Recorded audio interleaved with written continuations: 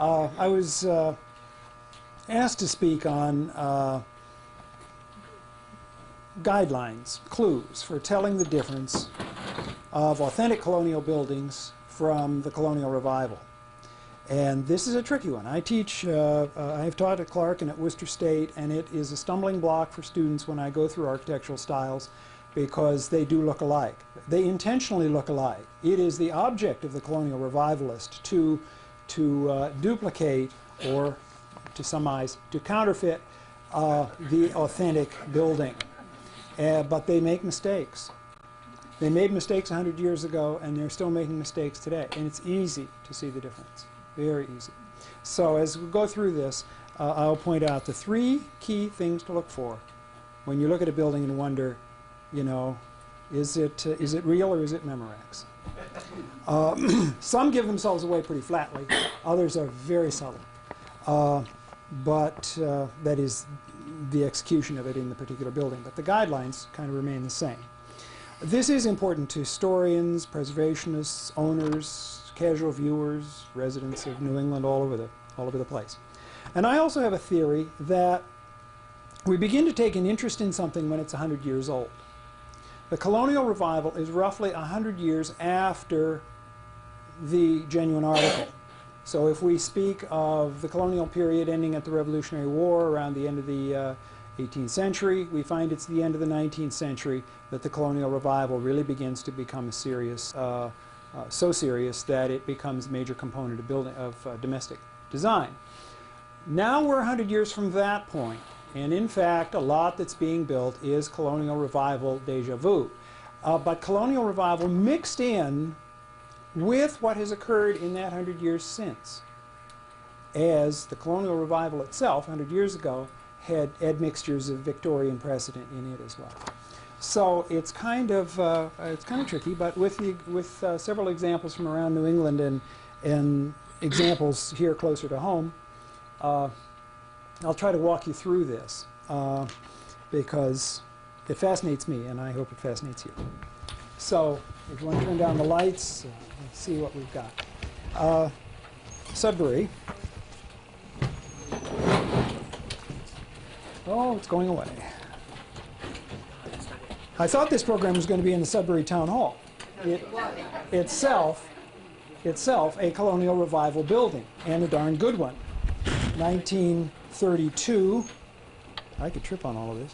1932 would be a year in which good colonial revival work would be produced, and the town hall is an excellent example.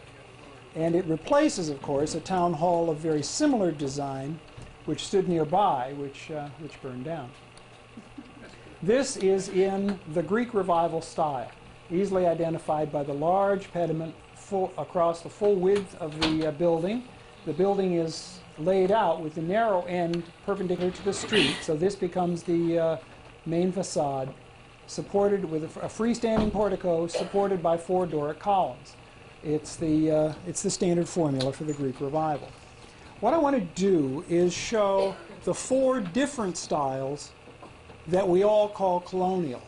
We just lump them all together and call them all colonial. 2 of them, of course, the Greek Revival being one and the Federal, which precedes it, being the other, are not colonial at all. They're post-colonial designs. But nonetheless, when it comes to the colonial revival 100 years later, it's all one stew. Next.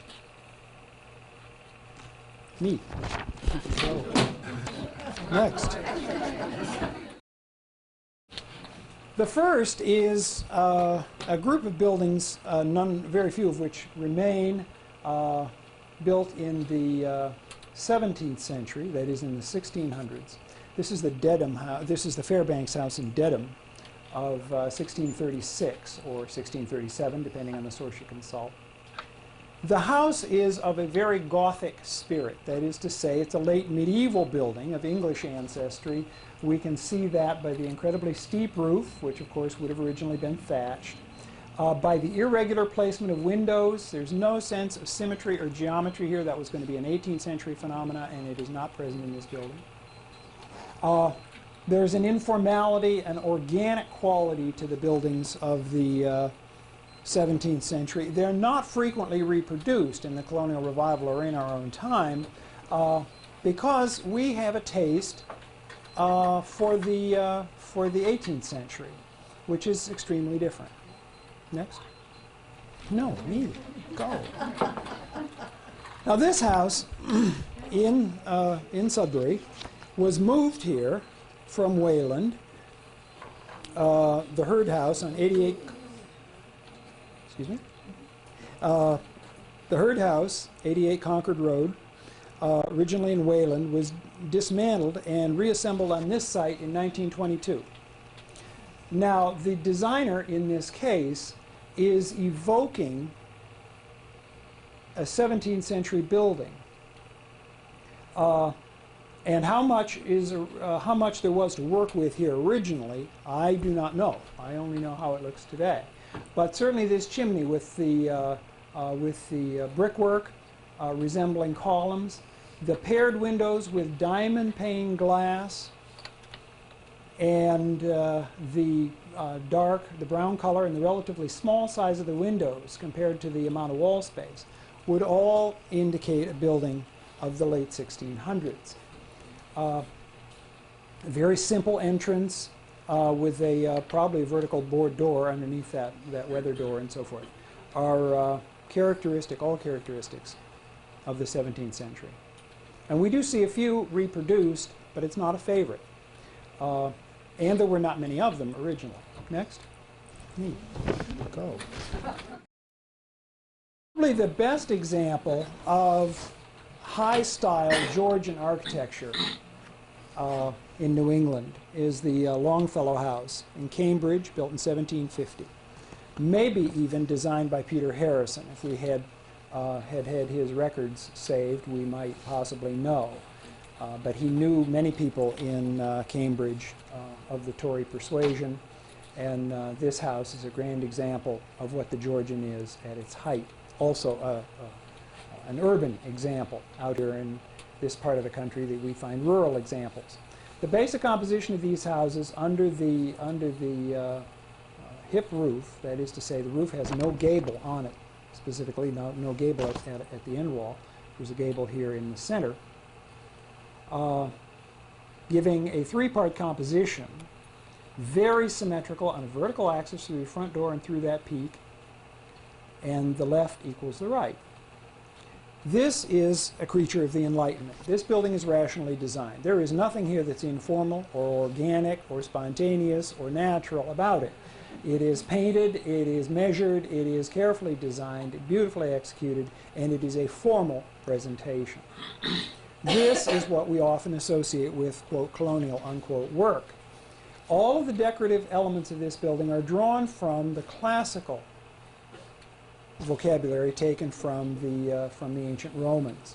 So the columns with their Ionic capitals, those in fact are Roman Ionic capitals as distinct from Greek, and the brackets over that support the enframement over the door and so forth, are all known in the ancient world and were carefully copied by people who traveled to Italy and so forth and brought back evidence of what they had seen.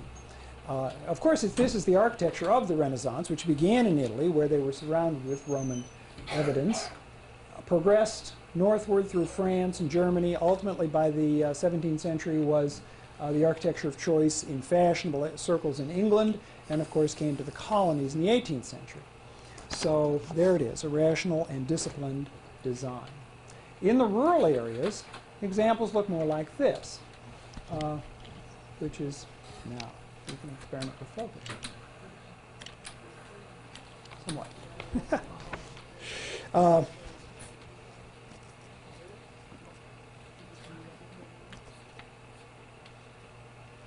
208 Old Sudbury Road, around 1730. Rebuilt here in 1968 by Robert Desjardins.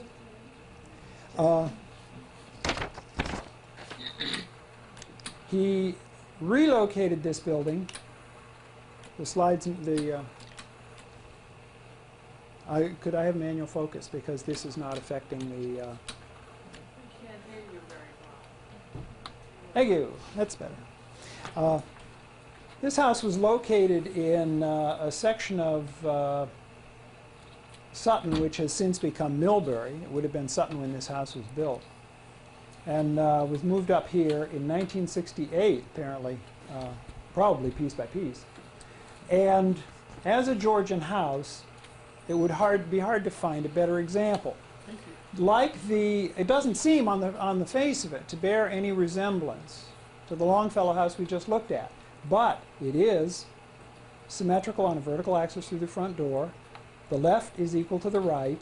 The windows are clustered to the left and to the right, away from the center. So if you imagine that we could put pilasters on each side of this doorway and a little pediment across the top, it would in fact begin to look a little like the Longfellow house. Typical of early Georgian houses, the chimney is not a heavy square chimney we so often associate with the colonial. It's the long flat side is parallel to the ridge, which is a sign that 1730 is a very accurate date for this design. This is, as I say, a wonderful specimen. It gives every evidence from this slide of being a very careful restoration. Also characteristic of the Georgian is this little entablature over each of the windows, and of course over the door as well. The doorway is still simple, as we saw in the 17th century example. And then there's this, which is a very fine example of the Georgian, the Loring parsonage of 1722, and it's typical that the parsonage would be a house of particular distinction in the community, often built by the community for the pastor, sometimes because they like the pastor, sometimes to lure a pastor, the first or the second, to a parish in the rural areas. What would attract him? After all, they couldn't afford much salary and often paid him in firewoods and agricultural produce. So to build a fine house through community collection or community taxation was often just the inducement needed. And this is a wonderful specimen. This is a very sophisticated example of a Georgian entrance with its own pediment and carried on pilasters, which are nothing but columns laid flat against the wall.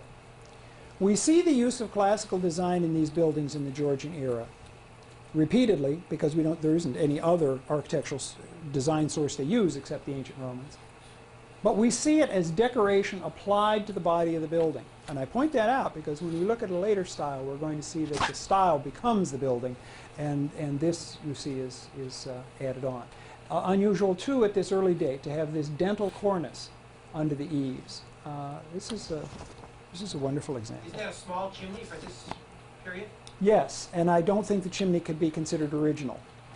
The house is, after all, also moved, and it struck me when I first looked at this, because this is a frequent thing that you can look for too, that when the chimney is forward of the ridge, given that that were the original chimney, let's say, there is a possibility you must look for, that the roof ridge originally rose up to this point, that is to the midpoint of the chimney, and then started down, and the building was only, say, room and a half deep.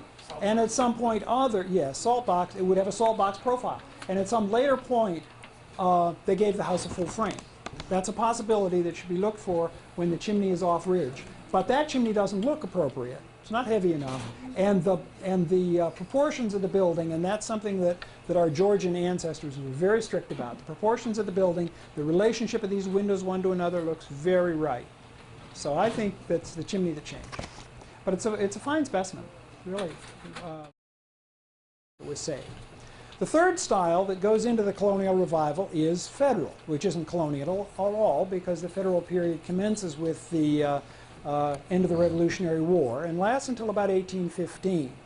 And its most important proponent in New England was Charles Bulfinch, who built this building. This is built in 1796 on Cambridge Street in Boston and still stands due to the efforts of the Society for the Preservation of New England Antiquities to save it more than once. Including moving it back from the road at one point. A three-story brick building, that's no minor undertaking. But that has saved it, and it's one of the few of its type left in major cities. This is the federal style as it appears in an urban place. Very geometric. And notice the almost complete lack of exterior decoration. These walls are very plain. There are no exterior shutters. Yeah, it does have keystone window lintels and a very Federal period door with the elliptical arch and the lights to either side. And it has the horizontal bands, but beyond that there's not much to say. It's a cube, basically, with the hip roof that we've already seen in the Georgian period. But it's remarkably different than a Georgian building. But the rural counterparts of a federal building are easily confused with the pre-revolutionary models. It's very hard to be sure you're seeing the difference. Now this house too, right here in Sudbury Center, shows that same geometric and lack of ornamentation that we saw in Bulfinch's house for Harrison Gray Otis. This was built in the 1790s and then reworked again about 1815, both dates being in the Federal period, so it remains quite correct. The doorway is different now. It doesn't have that little pediment above it that we saw in the Georgian. It has a round-headed, but an elliptical fanlight would be just as correct on this doorway. In this example, the side walls are of brick and the front facade is of clapboard. And that's fairly unusual, but not as unusual as you'd suppose. If you look around in the towns to the north and west of here, and into southern New Hampshire even, you will see Federal-era houses with brick sides and wood on the front facade, and I don't know why they did it, because the Federal period introduces a fascination with brickwork. And that's why Boston looks as it does. Boston built up very rapidly in the Federal period, and we see lots of houses under the inspiration of Charles Bulfinch, which are red brick with white trim. It just, you know, you think of Beacon Hill and even Back Bay, and you see that characteristic treatment. Why it isn't present here or on the other houses in neighboring towns, I cannot tell you. But notice the utility of the brick wall. They can set the chimneys into the end brick walls, and of course there'll be fireplaces directly below on the first and second floor level, and the same on this side. This is a center hall colonial, all right, well, Federal. But in this case, it's the center entrance and center hall. The hallway runs all the way through the building, unimpeded by the chimney stack that we've seen in the earlier examples. And the hip roof is present as well. So this is very typical of a small-town Federal building. You see the designer could only afford 2 stories. He would have had 3 if he could have. It's doubtless he understood what the correct interpretation of the Federal would be, but this is what could be afforded. Fourth style that often gets lumped into the Colonial Revival is the Greek Revival. And I get lots of people who think, oh, well, Colonial Revival, Colonial Revival must have come before Greek Revival. I mean, you know, no. Greek Revival is in the 1830s, principally, and extends into the 1840s. The Colonial Revival doesn't come for another 70 years. This is the house owned by the University of Connecticut in Middletown. It's originally the Russell House. He built it as a real fashion statement. He was serious about making an influence in the town. It's right on the main street and fronted by 6 great Corinthian columns. Now these, of course, come from ancient sources. They're nothing invented here. And a full pediment across the entire facade of the building.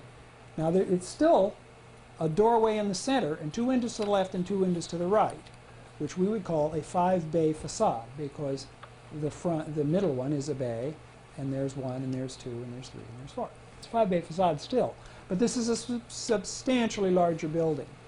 In the 1830s, this country was growing by leaps and bounds. There was money for a new architectural style. There was a new middle class emerging that could afford it, and our identification with the Greek struggle for independence against the Turks caused a proliferation of Greek Revival architecture in this country, because we were identifying with that Greek struggle for independence. After all, we had done it.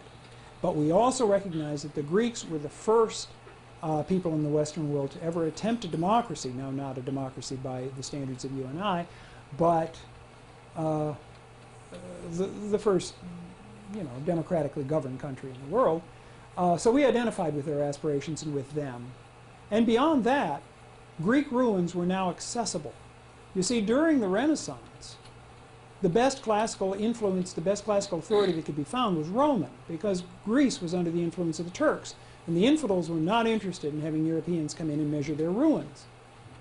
When the Greeks threw off the Turks, the archaeologists, the artists, the sketchers, hardly the casual tourist, it was still a very arduous trip, but Greek ruins began to be explored much more thoroughly, and that really fueled the craze in this country for the Greek Revival. Now, the Greek Revival is truly the first Victorian style that there is. We don't usually associate the Greek Revival with the Victorian period, but it is, because this is an architecture that does not simply decorate their buildings with classical ornament. The buildings are classical objects. The whole building, whether it's practical or not, becomes a Greek temple. How much sunlight are you getting in the master bedroom by having this heavy overhanging portico? Not much. You'd do better in a Georgian design. But style rules all, and that is the essence of the Victorian. Style we move from a rational century in the 18th century to a romantic century in the 19th, and this interest in what does the building evoke, how does the building make me feel, takes dominance. Sudbury was not immune. This is the Howe House, a nice Greek Revival temple. In this case, 3 bays. They introduced the side hall plan so that they can orient the building with the narrow end to the street, with the gable end of the street. So the doorway now, looking just as it usually does in the Greek Revival with side lights, enters into a hall with a stair going up, usually on the wall side of the hall. And then you've got your parlor here, sometimes in fancier houses a double parlor with a second one set immediately behind, and the master bedroom directly above. This house was built in the 1830s by a direct descendant of the first proprietors of the Wayside Inn, and remains to grace the landscape. Of course, there's another Greek Revival, the country store that's near the Wayside Inn on Route 20, which is also a Greek Revival building, moved from the center of Sudbury to the place where we see it now. The Greek Revival was very popular in those towns which began to get some money due to their connection to the railroad, because railroad tracks were being laid in New England in the 1830s and 1840s, and if your town was on the railroad line, it grew, and if your town was not on the railroad, it tended to decline. We don't live too very far from Hubbardston, a town of enormous fascination to me, because it's one of those towns in New England that restoration has not hit. It looks like New England 50 years ago. Hubbardston has lots of Federal era buildings and no Greek Revival, and the railroad never came there. But the Greek Revival being a style, you see, in the 18th century, in the Georgian period, the goal of architecture was the perfection of the form. So everybody copied every other Georgian building. The Greek Revival is an avowed style. Everybody knew it was a style. It's like lengths of hems. It was going to change, and they knew it. And so to stay fashionably up to date, you had to change your style. And here we are in a illustration from a magazine done a little after the Civil War. We see how this worn out, now obsolete, unstylish Greek Revival house, perfect by our standards, is transformed, you see, it's the same building, transformed into this monstrosity. I heard it, I didn't say it. But this was what was being, this is what style does. It makes obsolete that which you had once thought was significant. These are 2 buildings, 2 houses in the town that we moved from. These were originally Greek Revival houses. I've seen photographs of them as Greek Revival houses with 4 great columns in the front. But in the 1890s, that was no longer fashionable. These face right on the common, right next to the, church in town. And so they removed the columns and put on these Victorian front porches and scroll sawn brackets and so forth. They really have not substantially changed the building, but they certainly have heeded the advice of the author of the last slide we just saw. And their houses no longer bear that obsolete smack of the Greek Revival. This is in the town of Douglas. These 2 houses are on Pleasant Street. side by side. They did not have common ownership, but the houses were very, very much alike when first built. So now we see that we're embarking into the rest of the 19th century, a period marked by Victorian sensibilities.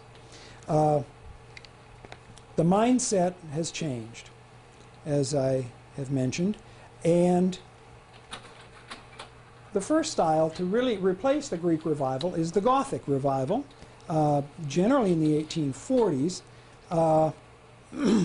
This is an imitation of European taste. What we're going to see, as betrayed by the style names themselves, is America's failing sense of self-confidence and their running after European design sources. So the Gothic revival you see suggests things Gothic, that is medieval English.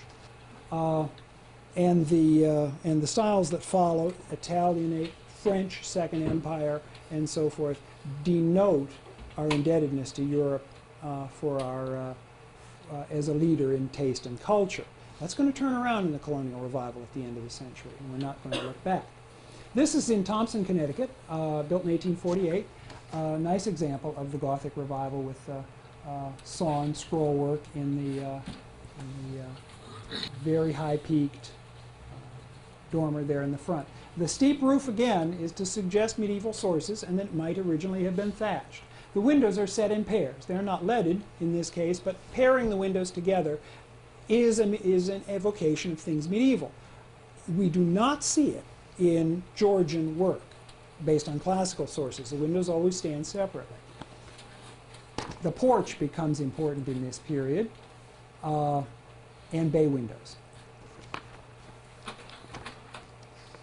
The example, which I was not aware of in Sudbury, but was sent to me through the good offices of Sheila McKinnon, is the 280 Goodman Hill Road, built or moved to this site, certainly, between 1842 and 1878, when it was remodeled, someplace in that period. I tend to favor the earlier date.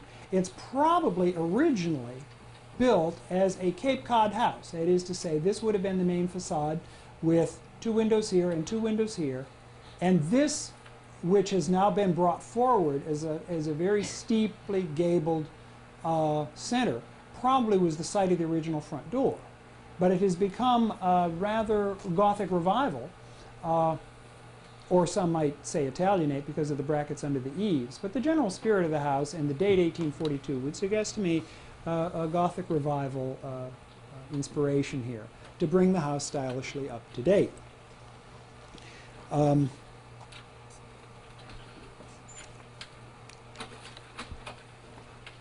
This is French Second Empire. This is a house built in 1879 in Bristol. And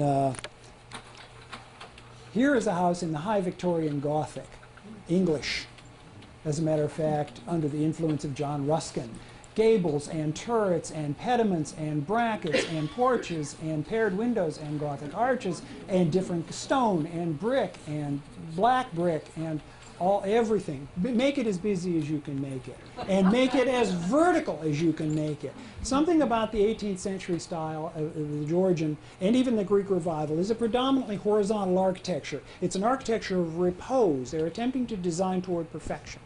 Something in the High Victorian Gothic is agitated and is always vertical. Every line in this building points upward.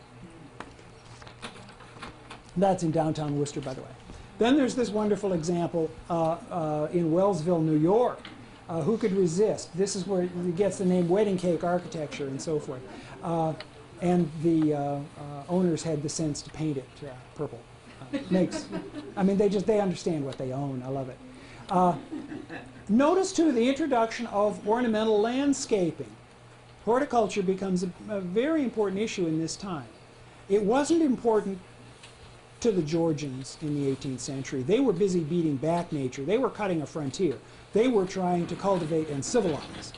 By the time we get to the Victorian period and the operation of railroads to every community of any size, we discover that they want to bring back the trees and the landscape and the exotic flora and fauna, because it has been beaten back by the period of this house in the 1870s. There is precious little of it left, so you go out of your way to plant it.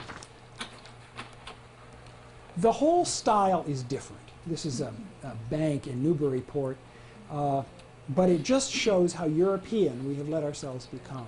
We just do not look at our own design roots. This is a combination of Italianate and Romanesque, probably built in the 1860s in brownstone, the same brownstone that's used all over the suburbs of New York City. But it is it's an architectural design completely alien to what we look at today and revere as historic architecture, particularly in rural New England. The force that made this all possible is the railroad. As the railroad continued to grow, stimulated by the Civil War, and continued to lay trackage all through the later part of the 19th century, New England was forever changed. And therein lies the root of the colonial revival. Bird's eye view of basically Scully Square, if you know Boston, taken from an old postcard. And if you look at this view, this is the way cities look, not just Boston, but Lawrence and Lowell and Brockton and Fall River and Springfield. And this was what was happening to American cities, served by the railroad and given its economic generator by industrialization. If you study this slide, you can see Faneuil Hall, right in here. Same Faneuil Hall, whose shape we know. And all of this wiped out in urban renewal in the 1960s. 22 streets of buildings were torn out to lay out only 7 streets in replacement. So Boston was totally changed by that. But that old postcard, I think, is a wonderful reminder of what our cities had become in this period. What would this have been dated? This postcard is about 1900, when the reputation of Scully Square was as low as it ever got. Railroads, industry, and immigration were changing this country and altering the life and landscape of New England permanently, and people began to recognize that it was never going to be the pastoral New England that they had known.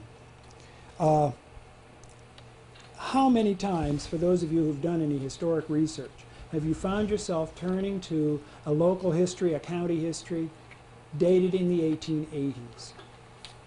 There are so many of them.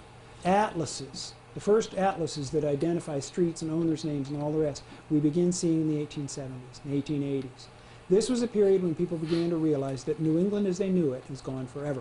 And they began to document. They began to write about the Revolutionary War and the Founding Fathers, and they comment on their heroic struggles to settle a landscape and all the rest, irregardless of the immigrants that were trying to cut out a new life in this country 100 years later. This was a period befitting the Romantic century, after all, looking back nostalgically at 100 years before. That documentation begins to lead, of course, to the restoration of early buildings, because they're the largest artifacts we have. You might not recognize this at all. Paul Revere, that's right. Paul Revere House before restoration. That restoration was undertaken in 1907 and resulted in this. They took the house back to a 17th century appearance well before Paul Revere ever owned it. Never mind history, let's have the historic object. So if Paul Revere came by on his horse, he would recognize this, but he would not recognize this. And needless to say, their conscience was stricken by doing this. So they saved all the timber of the that had been involved in the building in Paul Revere's time, stored it in the attic. It's all still there if anyone wishes to take this building to Paul Revere's day. This is the oldest standing frame structure in the city of Boston, which is due basically to its shrine status associated with Paul Revere. This is an interesting house, the Appleton Taylor Mansfield House, the Ironworkers House in Saugus, Massachusetts. And the date of this house is 1680. Photograph about 1900. the preservation. There was a generation of antiquarians in the early 19th century that couldn't wait to get their hands on these buildings. Henry Ford was among their number. This is a little before Henry Ford's work.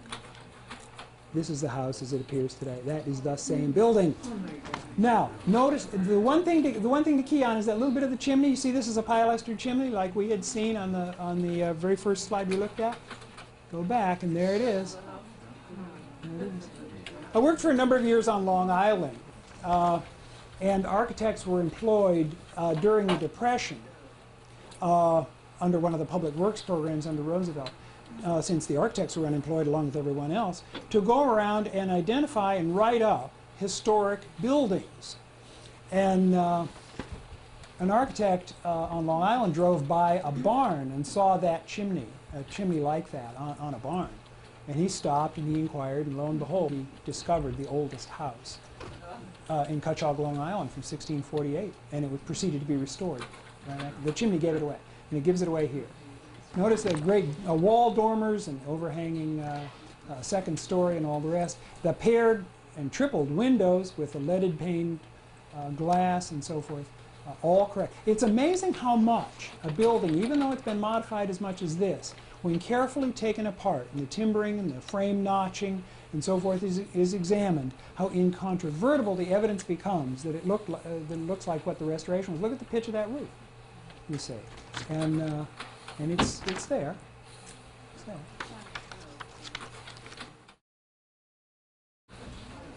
When the colonial revival begins, the favorite American architectural style is Queen Anne. Now, Queen Anne is also one of those styles that owes its inspiration to European sources. Queen Anne is English. And it started out as another Gothic interpretation of the English countryside. But when the Queen Anne came to this country, this is a good example because this is totally Queen Anne. Here, the fact that it's got the great corner tower with the high peak and the bracket work and sawn work and so forth, the different wall materials, clapboards, shingles, clapboards, vertical boarding, all this kind of elaboration of surface we saw in High Victorian Gothic, which is what makes this akin to the, as an English style, paired windows. It's all there. But it was the Queen Anne style when it got to America that becomes the vehicle for change to the colonial revival. And it's a metamorphosis. It doesn't happen overnight. This is also a Queen Anne building. This is in Newburyport. I don't know the date, but it's got to be 1890. Incontrovertibly Queen Anne. It's all layered up. It's got the great tall tower. It has that vertical sense. But look closely at it and we discover, lo and behold, colonial evocations. This is a Palladian window stuck here in the dormer. And it itself is under a pediment which has these little returns that suggest it could be seen as a full pediment. The columns supporting the porch, my heavens, they are columns actually. They are classical columns, especially on the ground floor. Now the massing of this building, what with the bay windows and the tower and the porches and all the rest, it's all Queen Anne. But notice the creeping colonial revival. Now, here's the Moose Lodge in Newport, New Hampshire. Multiple building materials again, but here's, and other work that we identify completely with Victorian era railroad stations. But look closely again. We've got pediments, we've got swag panels. Now those come straight from the handbook of Charles Bulfinch. He used swag panels on Beacon Street in Boston. And more columns on the porch, suggesting and there's another swag panel, suggesting the introduction of very understated colonial revival themes. Here's another house in Hartford, Connecticut. The Palladian window is present, and the porch columns. Paired columns come from Roman sources, and they're present here. And the tower, you see, is much reduced in emphasis on this later example. We're moving away very subtly in new housing from the inspiration of the Queen Anne and moving toward things colonial revival. Colonial revival took a step of legitimacy when no less than Charles Follen McKim of McKim, Mead and White, designed a house in Boston's Back Bay for John F. Andrews. And this is his house as it appears today, and you can see that it fits right into the rather monumental and European-inspired facades along Commonwealth Avenue in Back Bay. But his inspiration here is almost completely federal. He's gone back to Bullfinch. He's made this building look like Boston's Beacon Hill, for which it's quite some distance away. And instead of executing the trim in wood, it's done in stone, but it's all done with this federal-era detailing. We've seen all this before, except for this big rounded bay at the Harrison Gray Otis house. And it's the brick walls and the white trim. So this is the beginning of the coming of age. This is 1883 of colonial revival work for impressive clients. This is a colonial revival, and I suppose there's no one of us that would confuse this with the genuine article. But this is built in 1893 in Salem, Massachusetts. This illustrates, for those of you who are taking notes, this illustrates problem number one of the colonial revival: style mixing. Where did we see that hip roof before? It's a Georgian feature. And so are dormers.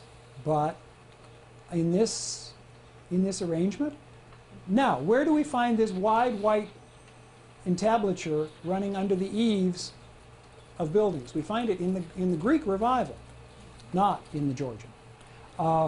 We find this porch and doorway on federal era buildings. What's going on here is careless style mixing. It's all colonial to them. As long as it's old and makes people feel like they're living in something old, it sort of evokes American heritage, good enough for me. The tall pilasters at the corner we saw in the Longfellow house. The bays, the rounded bay windows here, come from federal era work on Beacon Hill. It was done by Bullfinch and his followers, and we still see it on Beacon Hill. So it's all mixed together here.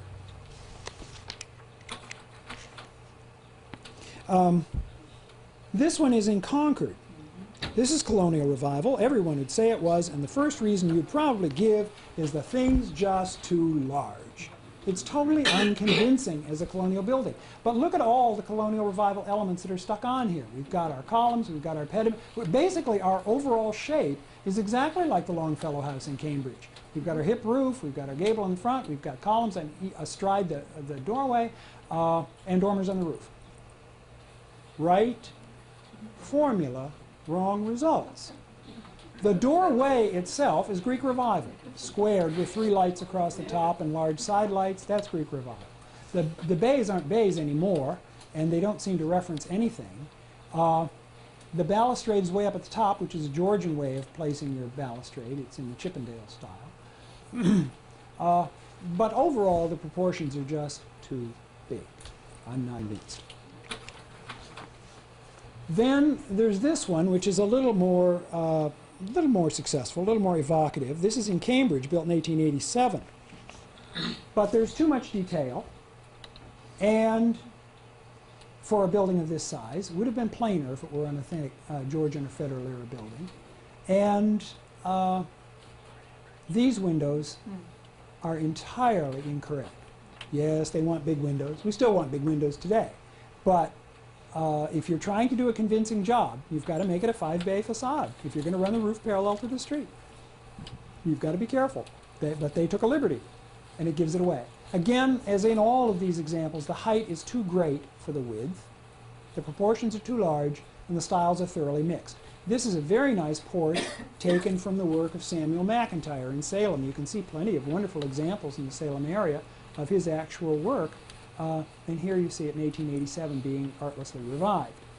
And the dormers don't speak to us. They should be Georgian dormers if they're going to be up there. And what do you do about this pair? No way to excuse that. What was happening was that the publication of building drawings and photographs in the magazines and newspapers of the day, I'm speaking of about, say, 1875 to 1900, was incredibly expensive. look at newspapers and magazines from that era, and you see they're almost completely without illustrations unless they're woodcuts, which are, it's got to be a pretty important picture because the woodcut is a very labor-intensive way to make an illustration. But that could be block printed in newspapers. By the 1900s, they could begin to produce illustrations and even photographs in newspapers very inexpensively. And suddenly the dissemination of architectural ideas becomes much more rapid. Now, what also was going on in the period when it was expensive was that architects and designers were going to the important buildings, the shrines, the buildings everybody knew, the Paul Revere House, the Mount Vernon, Monticello, and so forth, and using those designs willy-nilly in colonial revival buildings.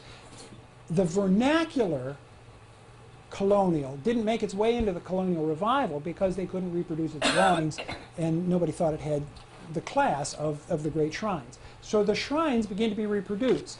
This house was built in 1900 in Farmington, Connecticut by Alfred Pope with the help of Stanford White and his daughter, who was involved in the design process as well. And you see what this building's trying to evoke, right? Mount Vernon, yes, which had been saved 50 years earlier by the Mount Vernon Ladies Association, brought back from a ruin and saved in the 1850s because it was a shrine to a great man, not because of the desire for architectural preservation. This is one of my favorite of the colonial of the Georgian period. This is 1861 in Salem. This is the Derby House, and apparently somebody else liked it a lot too, because he built his duplicate in 1909, nervily enough, in the same city. This is also in Salem. I don't know the yes, I do know the architect, Andrew Rantoul, whose other claim to fame is the courthouse at Lincoln Square in Worcester, designed 10 years earlier. But this is his interpretation of the Derby House. So this sort of thing was going on. Now, the John Hancock House on Beacon Hill was one of the great architectural losses of the 19th century. Even by 1863, Boston, when it was lost, Boston knew that this house ought to be saved, not only because it was associated with the signer of the Declaration and the first governor of the state of Massachusetts, but because of its inherent architectural quality. This was a Georgian house, very high-style Georgian house, built by Hancock's uncle, and Hancock inherited, lived in it in Boston. Many fragments of this building are still around, and so forth. A great house, and everybody knew it, but it was in private ownership, and the owner wanted to demolish it, and there was no legal or any other thing in place to prohibit him from doing whatever he wanted. So he tore it down. But it gave great rise to the preservation movement, and in fact to a stone-by-stone duplicate in Ticonderoga, New York. And when we were up there 3 years ago, we tracked it down and photographed it. And this is basically what it looked like. And now it lives again. This was also a favorite theme for the design of the American or the Massachusetts building at so-and-so's state fair or World's Fair or whatever. Massachusetts would often rebuild this design at, say, the St. Louis Exposition in 1904 to showcase the state of Massachusetts, evoking its history rather boldly. And even, if you'll permit this, this is the John Ward House, as we see it now preserved at the Essex Institute in Salem. Obviously a building of 1600, 1683 in fact.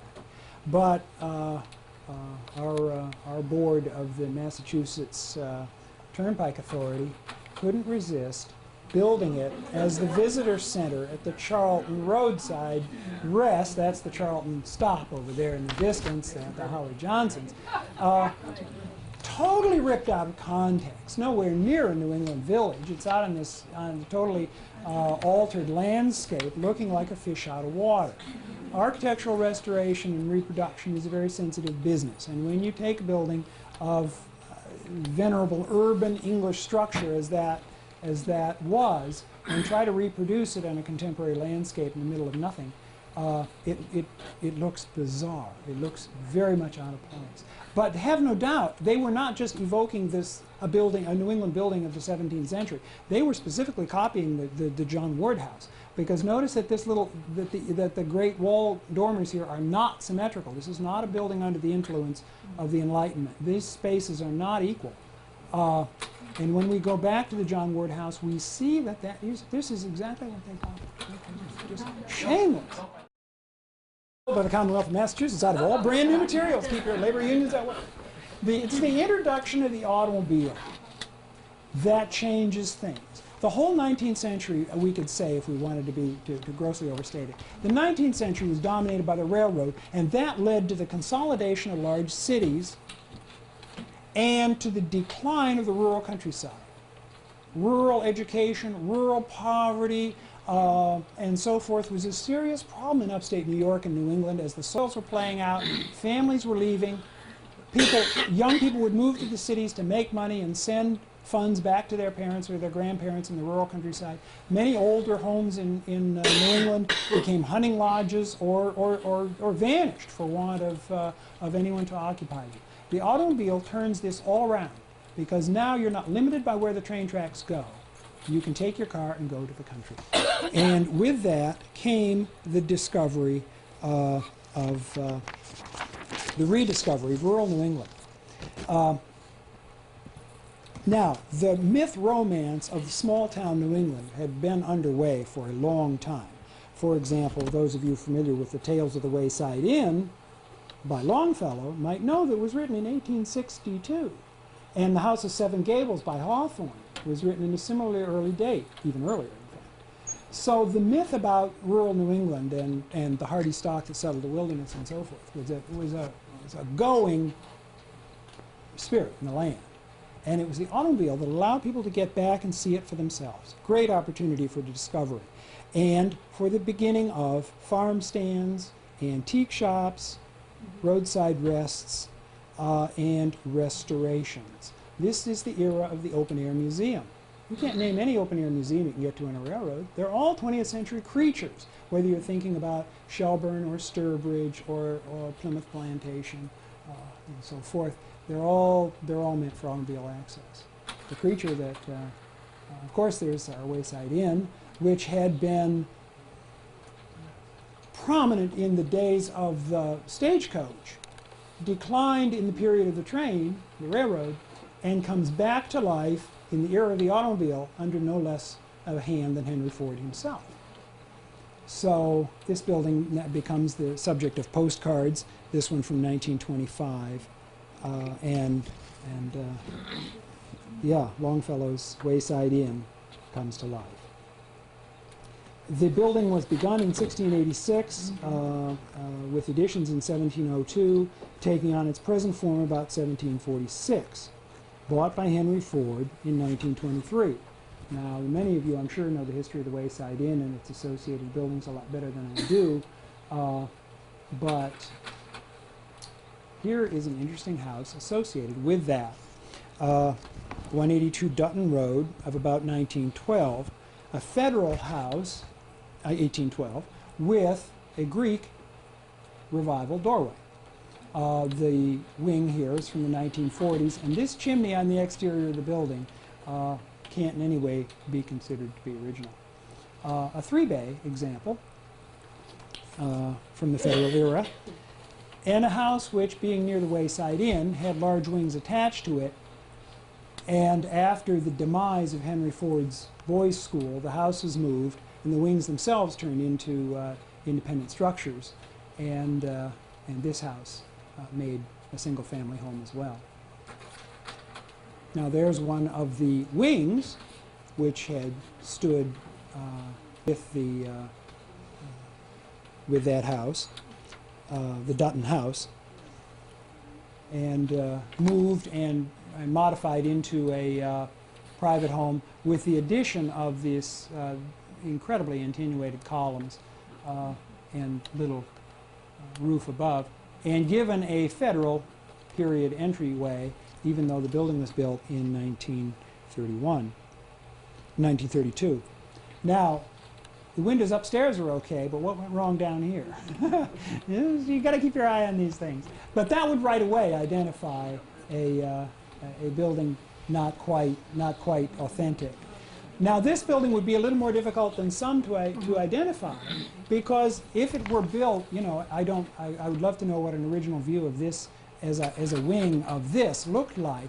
But you see, if you were designing a wing on this house because you wanted a dormitory for your school, you would of course follow the cornice line and the window size and placement to some degree, which would give some authenticity to this design more than it would have if it had just been a freehand sketch of an architect working to evoke the colonial revival.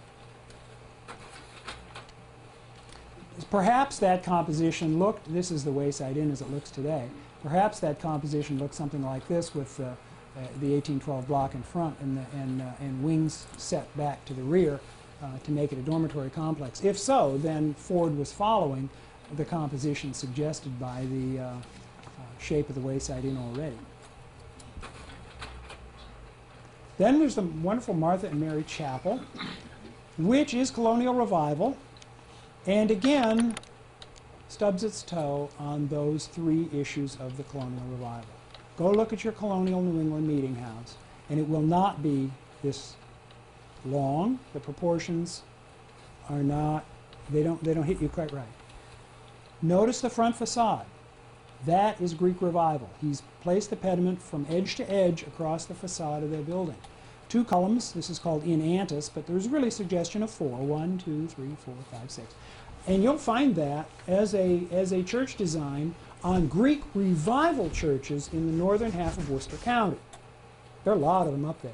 By the way, when you go to Connecticut and Rhode Island, you won't see this design at all. But those are Greek revival buildings. This suggests it's Greek revival by adopting that facade, but what about this tower? Totally Georgian tower, 18th century, and much more sophisticated than you'll find in New England. We couldn't afford it, and there are very few examples, except in urban places, of a tower of this sophistication before 1850. You won't find it. So it's got problems with proportion, it's got problems with style mixing, and it's got problems with too much enrichment, too much detail to be an authentic New England meeting house. Then there's the grist mill, built, I think, on the site of a grist mill, but built as a new building, and built entirely of stone. And I don't know of any other entirely of stone grist mills in New England. They couldn't afford that. Also, the vibration of mill machinery inside this building is so great that a frame building can stand it in a great braced oak frame. But you would do damage to a stone building by the constant vibration that grist mills are involved in. That wasn't true when you built on the scale of textile mills, big 3-story city block long textile mills. They could be of stone and often were. But the grist mill sitting on a riverbank, I don't think so. This was a garage building built in 1909, which Henry Ford used because it's so close to the Wayside Inn, it's on the property. Notice that he has added, by leaving the building brown and adding some diamond paned lights, is evoking the 17th century here in this building. And since it's a minor building, kind of a dependency, it sort of works. But he's evoking a landscape. And that act itself is colonial revival. This is an early house, and I have to look it up because this is one of the slides graciously sent to me. The Clark Farm, 150 Concord Road, 1730. This house has been basically in the same family from 1730 to the 1980s, which I found to be a remarkable statistic. Nice heavy chimney at the ridge, 5-bay, a nice Georgian house of the 1730 date, I could easily believe. I think that this, probably upon architectural examination, would be discovered to be an addition, and that this part is symmetrical. This is all right. But what I want to draw your attention to is this addition here, over the front door. Now, building a small enclosure around the front door is something that our forefathers tended to do in northern New England. You find this in southern Maine and New Hampshire and in that northern tier of towns of Connecticut along the Merrimack Valley, that they enclose the front door in a kind of mini mudroom on your way into the main entrance. In this case, somebody at some unknown date has added this space above. Notice that the decoration is a little greater. They've added a denticulated cornice, and the double hung sash are larger than the originals and different shape. And these are 6/9, and these are 6/6. This is an addition.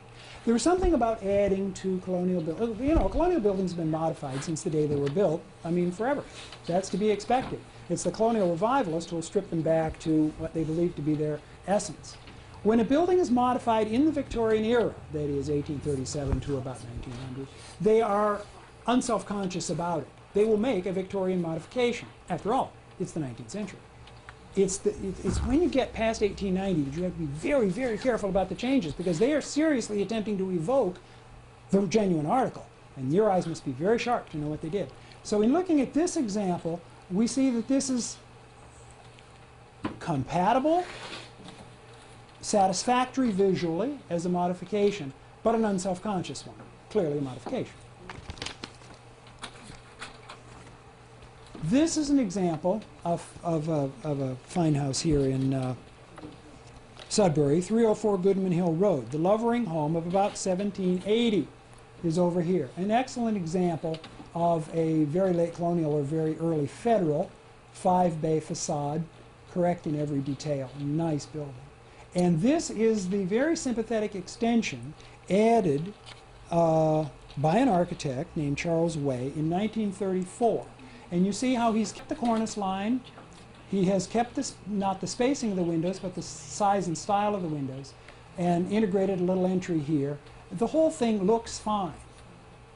The proportions are preserved, and it works. This is colonial revival at its best, because the wing is clearly only inspired by the original piece.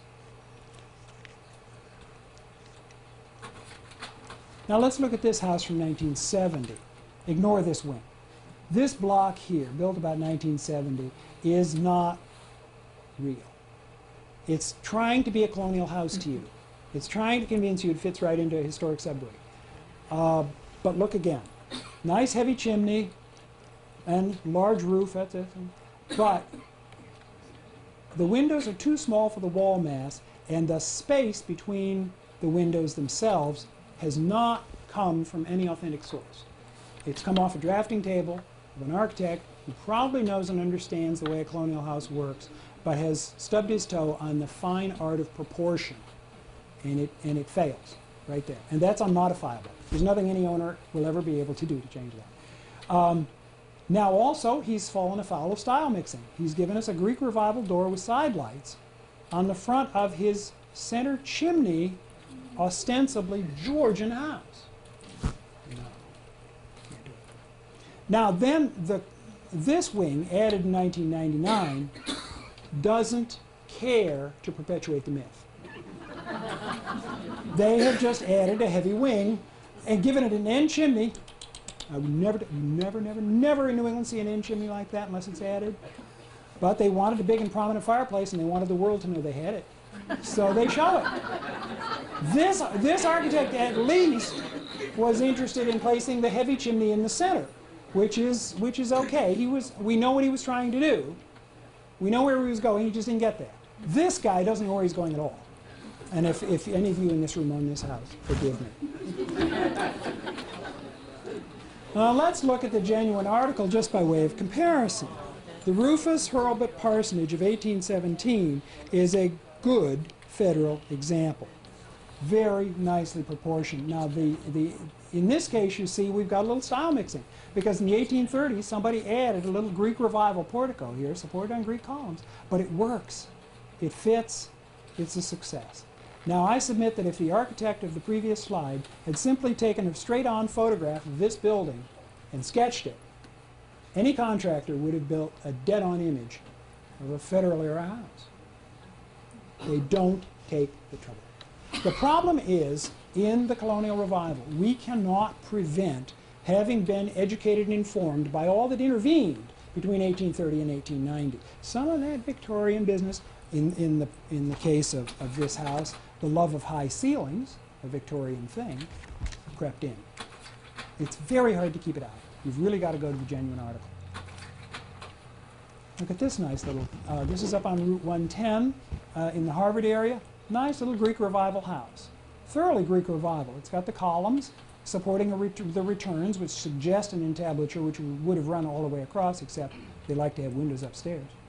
And a nice Greek Revival doorway with side lights, all's fine and good. What happened here? This is, you see the driveway? They're clearly parking their cars here. It doesn't feel right. And you really don't know that from looking at a drawing. They probably felt, yeah, architects really understood our house, and he's duplicating. Is the pitch of the roof is the same? He's got it. You build and he doesn't have it.